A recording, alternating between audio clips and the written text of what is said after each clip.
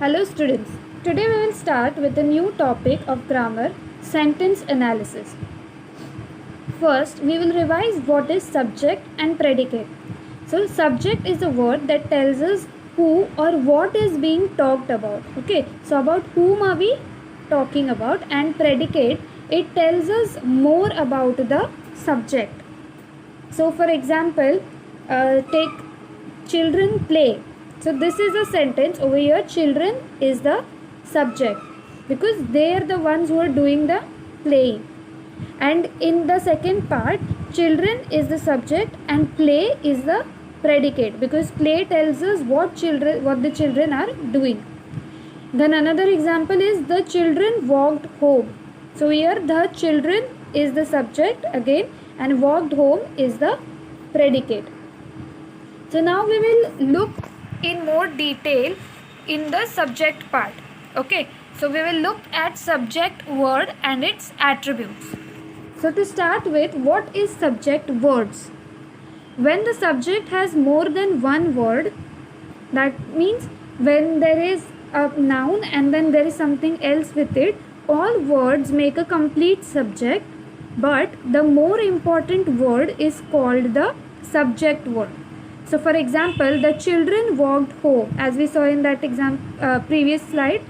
So the children is a group of words. There are two words in it, but it is a complete subject. But the word children is more important. So that is why it is the subject word. So similarly, to laugh loudly is often rude. Now here the subject is to laugh loudly. But the important word over here is laugh. So that is why laugh is the subject word. Now moving on to subject word attributes. Okay. So the subject word is often described by an adjective. Okay. So we learned what is a subject word. Now that subject word is described by an adjective. This is called its attribute. So for example, a rolling stone gathers no moss. So here the subject is a rolling stone. Okay. Now here the subject word is stone and a rolling is the adjective that describes stone. So a rolling is its attribute. Okay, and it is a rolling is an indefinite article. We are using two attributes over here. One is an article, indefinite article, and rolling, which is a participle adjective. Then in the second example, he himself said this. So the subject is he himself. He is the subject word and himself is the attribute, which is a pronoun. Okay. So subject word attributes can be anything. It can be a definite article or an indefinite article, participle adjective, possessive adjective, a pronoun, etc. Okay. So now let's begin with the predicate. Okay. So when the predicate has only one word, it will always be a verb. So for example, children played. Played is the predicate part and it is just a single word and it is a verb. So whenever the predicate has only one word, it will always be a verb.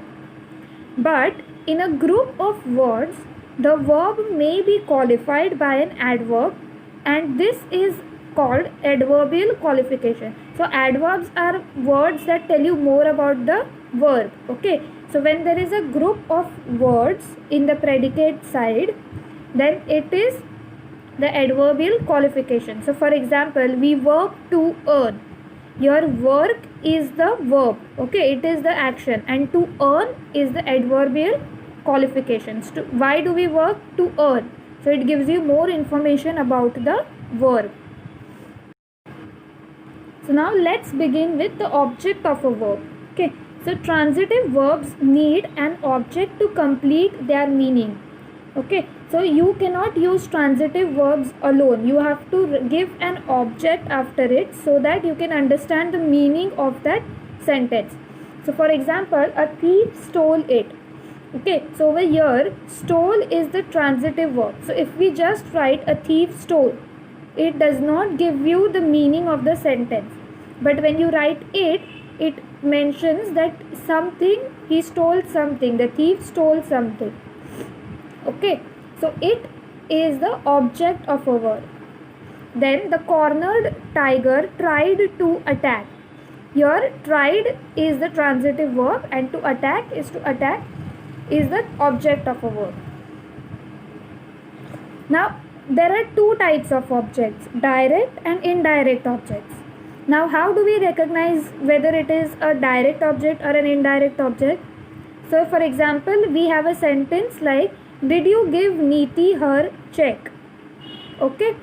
So, over here, to know what is the direct object, we will ask question, we will use what to ask question. For example, what did you give to Neeti? The answer is check. So, check is the direct object. The answer that you get from asking a what question is the direct object. Okay. Now, if you want to know what is the indirect object in this sentence, then you will ask whom. Whom did you give the check to? Neeti. So, Neeti is the indirect object. Okay. Now, we will move on to the complement. Intransitive verbs do not need an object. Okay. So, as transitive verbs need an object to complete its meaning, similarly, intransitive verbs do not need an object, but sometimes it requires a noun, pronoun, an adjective, etc. Okay, but sometimes to complete the sentence, intransitive verbs require a noun, pronoun, or an adjective. And these words or phrases are called a complement. Okay, the words that you add after intransitive verbs are called a complement. So, for example, Kartika appears unhappy. Now, appears is an intransitive verb, and we have to add unhappy, which is a noun. Okay. Then, mother seemed agitated. So, we can't just write mother seemed. It does not explain anything. So, we have to write mother seemed agitated. So, agitated is a complement to seemed, which is an intransitive verb. So, now for your homework is that you have to solve all the odd numbered questions from all the exercises. Okay. Thank you.